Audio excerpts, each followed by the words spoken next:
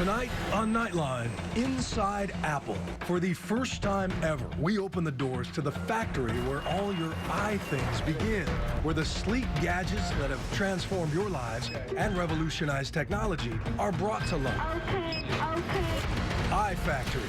Amid reports of unfair labor practices, petitions calling for ethical iPhones, Foxcom has become an assembly line of controversy. With complete access to Apple workers there, I'll tell you what they say about this mysterious place. And walking the line, get an unprecedented glimpse at the birthplace of your iPhone. Meet the people who built it, and maybe you'll just think different about America's most popular and the world's most valuable brand. From the global resources of ABC News, with Terry Moran, Cynthia McFadden, and Bill Weir in New York City, this is a special edition of Nightline, iFactory, inside Apple.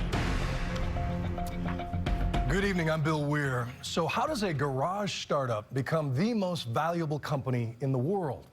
Well, Apple Computer did it by selling 93 million iPhones last year and 40 million iPads. And the only reason they didn't sell more is that they can't make them fast enough.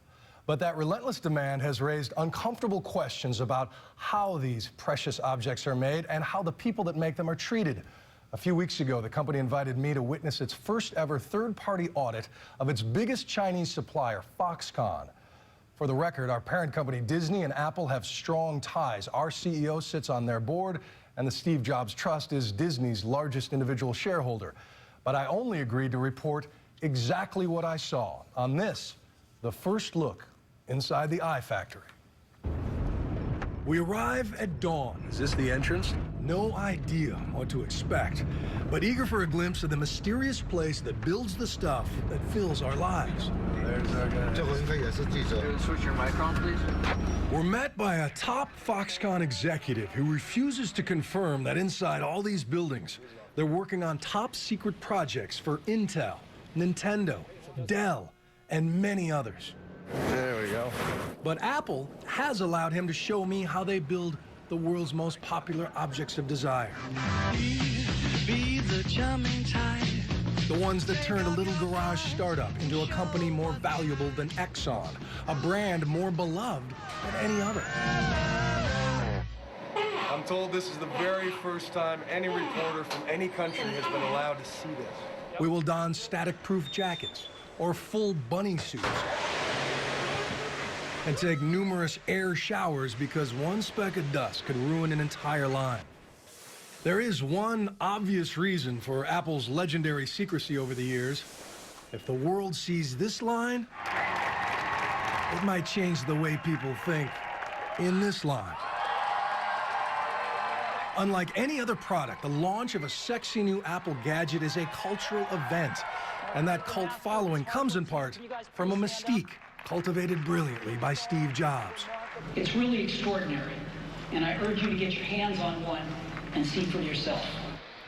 I'll admit, I'm among the millions who bought into the idea that these are not just dependable appliances, they are works of art, carefully wrapped in pristine boxes, lovingly sold in museum-like stores. I don't know about you, but when I'm enjoying a delicious steak, knowing where it came from changes the experience. So how many steps are there? Around 141. 141 steps. Yeah. But it is time now to think different about Apple. Because here it is. This is where your iPhone was born, and these are the people who brought it to life. My name is Bill. Nice to meet you. I'm first struck by how young they are. Not 13 like some of the horror stories I'd heard, but 17, 18. No one looked over 30. I know many came from poor villages out in the countryside with the hope of making $2 an hour, but their haircuts prove that teen style lives everywhere.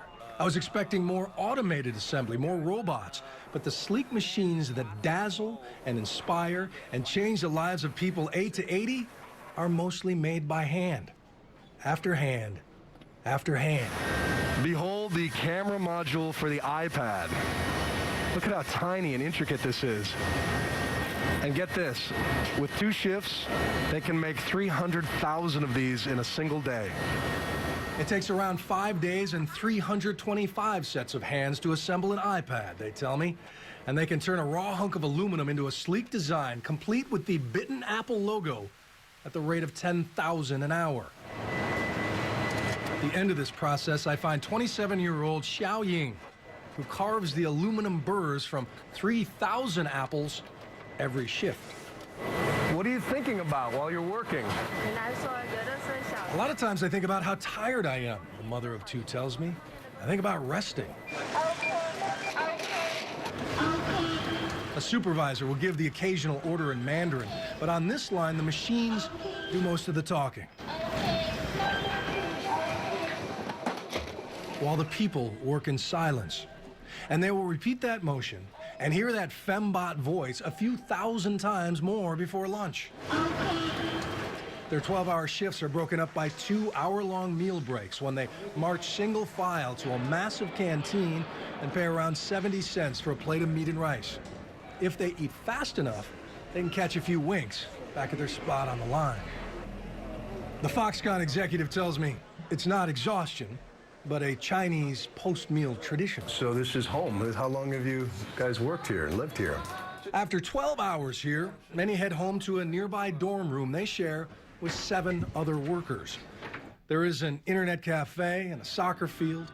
They even offer classes in English and other studies. But most are here to work. Most left their families to work because back home, there are few good jobs.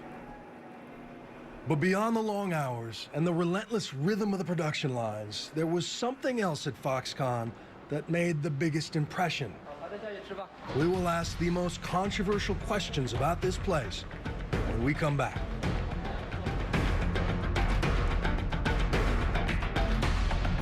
If you ever visit the Foxconn factory complex in Shenzhen, China, you cannot miss the nets. And it is hard to get them out of your mind when you leave. They are there to keep the people who build products for Apple or Dell or Nintendo from taking a deadly leap off a factory roof. And a Foxconn executive admits that without those nets and the suicide cluster that produced them, we wouldn't be looking inside the iFactory tonight.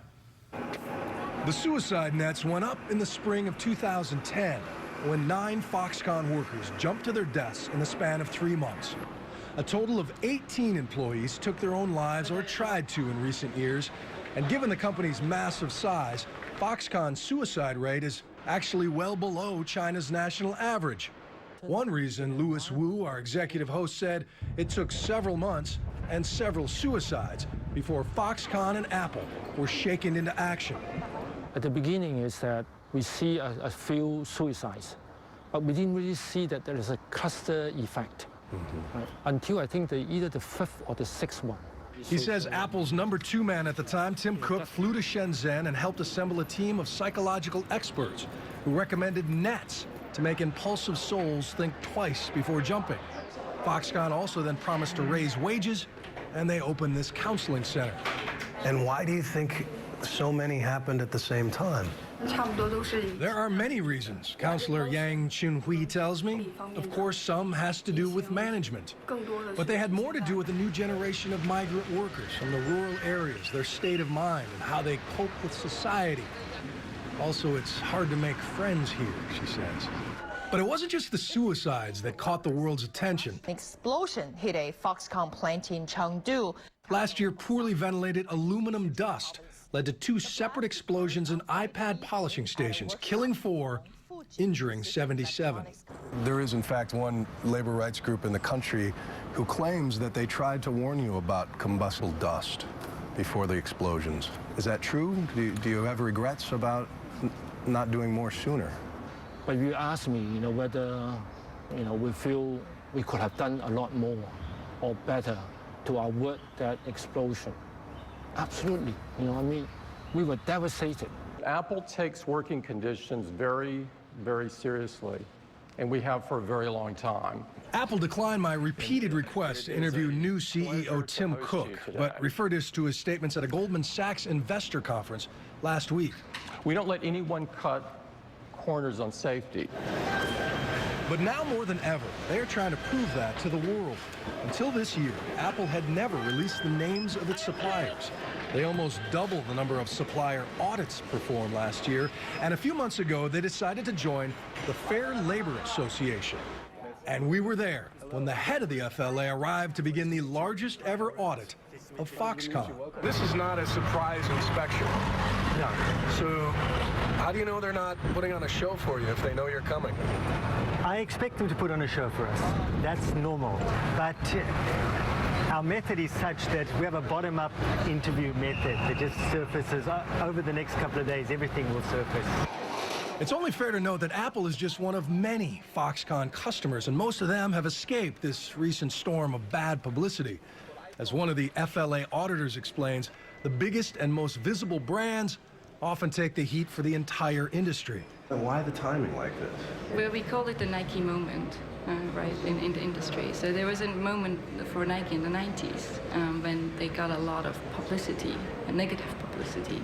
And they weren't the worst. It's probably similar like Apple. They're not necessarily worse than anybody else. It's just that the publicity started to build up. Part of the Fair Labor Association team scours time cards and pay records, while another uses, yes, iPads to beam the anonymous grievances of 35,000 workers to a server in New Zealand. Apple promised we could talk to anyone, anywhere on their Foxconn lines, and when we come back, you'll see me take them up on that offer. We'll show you the kind of place many of these workers come from and why they rushed the Foxconn gates when this special edition of Nightline continues. Given the grim headlines about Foxconn in recent years, you might wonder why anyone would ever want to work there. But as our exclusive look reveals, China has very different values when it comes to gainful employment. Monday morning at the Foxconn Recruiting Center. And over 3,000 people have been lined up since the wee hours, all desperate to work for Apple's biggest supplier. Why do you want to work here? I heard the work is hard here, says this 18-year-old, but I want to get some experience. I ask another if she's heard about the notorious suicides at Foxconn. Does that worry you? Does that scare you? I don't think it has very much to do with the company, she says. They wait in a patient mass, hoping to land a starting salary of the promised $78 an hour. Unless they work 47 overtime hours a month, the Chinese government will consider them too poor to withdraw any taxes. But to this crowd, that doesn't seem to matter. Desire trumps discipline. And ignoring police whistles, they rush the gates, eager to wave a national ID card across an electronic reader. Those who hear the satisfying beep are sent in. Those with bogus IDs are silently turned away. The demand for iPhones and other electronics is so high, Foxconn will hire 80% of these people today. Good news to those who travel all night by bus and are ready to move in. After 3 days of training, what Foxconn calls team building, the new hires will be sitting on a production line. So this is home. And many of them will pay $17.50 a month to move into a dorm like this with 7 strangers. To get a sense of how this compares to their homes, we travel to a village outside the industrial town of Chengdu, where a single family might live in a room like this. Oh, that's your heat. Oh, I see. Though they have heard of Foxconn, they've never seen an iPad before. So this is what they make at Foxconn. It's called an iPad. And since the young people left to work in the factories, they say everything is better. So you eat better, you have better clothes, more to do?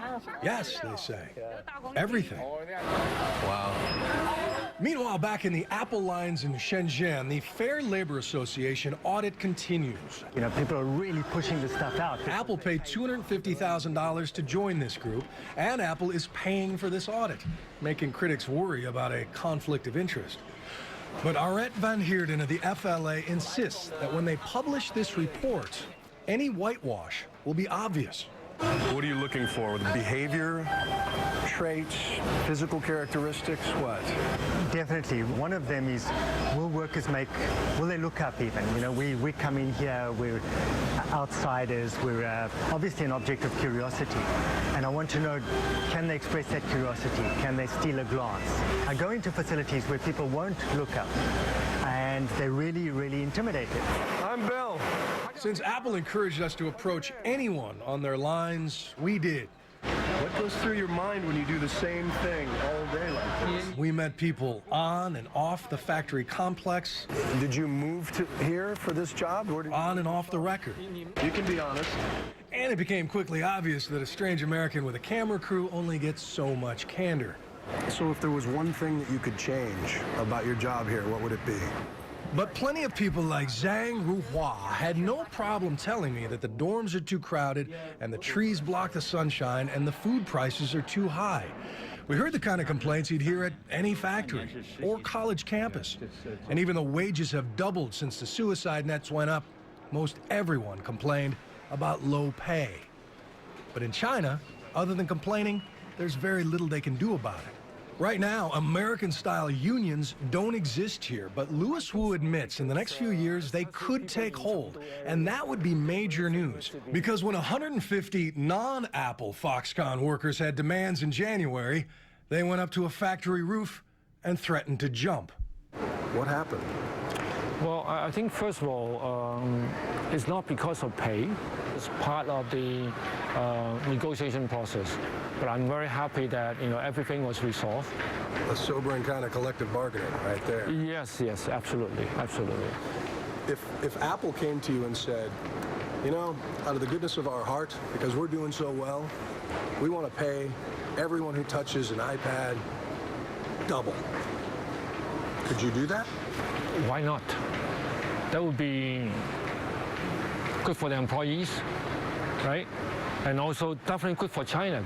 And definitely good for us, because we will have more stable workers who would love to work for, our company, because they will get paid a lot more than anyone else.